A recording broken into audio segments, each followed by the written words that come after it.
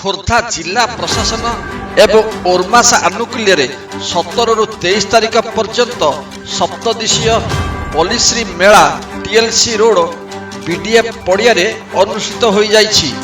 ରାଜ୍ୟ କେନ୍ଦ୍ର ସରକାରଙ୍କ ଭିଜନ ବିକଶିତ ଓଡ଼ିଶା 2036 ଏବଂ ବିକଶିତ ଭାରତ 2047କୁ ସାକାର କରିବା ପାଇଁ ସ୍ୱଦେଶୀ ଜ୍ଞାନ କୌଶଳ ଏବଂ ଆତ୍ମନିର୍ଭରଶୀଳ ଭାରତର ଭିତ୍ତିଭୂମିକୁ ସୁଦୃଢ଼ କରିବା ତଥା ମହିଳା ସଶକ୍ତିକରଣକୁ ପ୍ରୋତ୍ସାହନ ଦେବା ନିମନ୍ତେ ସୁଭଦ୍ରା ଶକ୍ତି ମେଳା ମଧ୍ୟ ଅନୁଷ୍ଠିତ ହେଉଛି।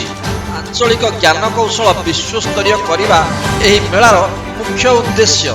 ମେଳାରେ 100 ବର୍ଗଫୁଟ ପ୍ରତ୍ୟେକ ଷ୍ଟଲର ପରିଧିରେ 210ଟି ଷ୍ଟଲ ନିର୍ମାଣ କରାଯାଇଛି। ସେହିପରି ମେଳାର ସୁରକ୍ଷା ବ୍ୟବସ୍ଥା, ବିଦ୍ୟୁତ୍ ଯୋଗାଣ, ପାନୀୟ ଜଳ ଯୋଗାଣ, ଅଗ୍ନିଶମ ବିଭାଗ, କ୍ଲୋଜ ସର୍କିଟ କ୍ୟାମେରା ଲଗାଇବା, ପରିଷ୍କାର ପରିଚ୍ଛନ୍ନ ଓ ପରିମଳ ବ୍ୟବସ୍ଥା, ଭ୍ରାମ୍ୟମାଣ ଏଟିଏମ୍ ବ୍ୟବସ୍ଥା, ପ୍ରାଥମିକ ଚିକିତ୍ସା ଓ ଆମ୍ବୁଲାନ୍ସ ସେବା, ଷ୍ଟଲଗୁଡ଼ିକୁ ବୀମାଭୁକ୍ତ କରିବା ଏବଂ ପ୍ରତ୍ୟେକ ସନ୍ଧ୍ୟାରେ ପାରମ୍ପରିକ ସାଂସ୍କୃତିକ କାର୍ଯ୍ୟକ୍ରମ ପ୍ରସ୍ତୁତ ହୋଇ ଅନୁଷ୍ଠିତ ହେଉଛି। ପଲ୍ଲିଶ୍ରୀ ମେଳାରେ ଶାନ୍ତି ଶୃଙ୍ଖଳା ବଜାୟ ରଖିବା ପାଇଁ ପୋଲିସ ପ୍ରଶାସନ ପକ୍ଷରୁ ବ୍ୟାପକ ବ୍ୟବସ୍ଥା କରାଯାଇଛି।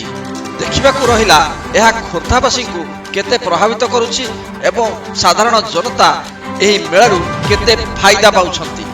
ଖୋର୍ଦ୍ଧାରୁ ଆନ୍ଦୋଳନ ଓଡ଼ିଶା ବ୍ୟୁରୋ ରିପୋର୍ଟ।